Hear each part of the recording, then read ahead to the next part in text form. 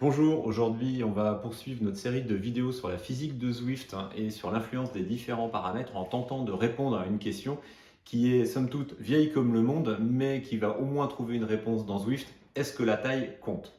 En effet, vous avez dû remarquer que quand vous remplissez les informations de votre profil dans Zwift, vous indiquez non seulement votre poids dont on a parlé hier, mais vous indiquez également votre taille en centimètres.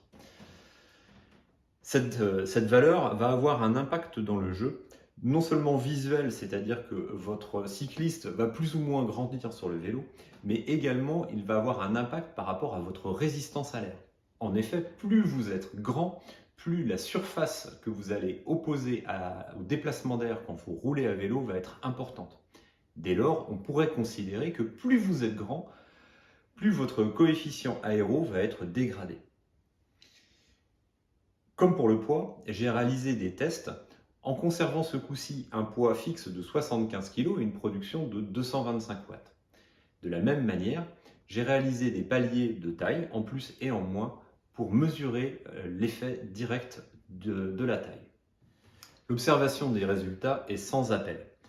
Plus vous êtes petit, meilleure sera votre pénétration dans l'air et meilleurs seront vos chronos. D'ailleurs, on observe que l'effet d'une diminution de 10 cm de taille va conduire à une amélioration des performances comprises entre 30 et 40 secondes. Les cyclistes plus grands seront donc plus pénalisés que les petits pour un même poids. Et bien évidemment, et comme pour toute donnée physiologique, il convient de ne pas tricher et d'indiquer votre taille réelle dans Zwift. Je vous dis à demain pour de nouvelles vidéos où nous commencerons à aborder l'effet des choix du matériel de Zwift sur les performances.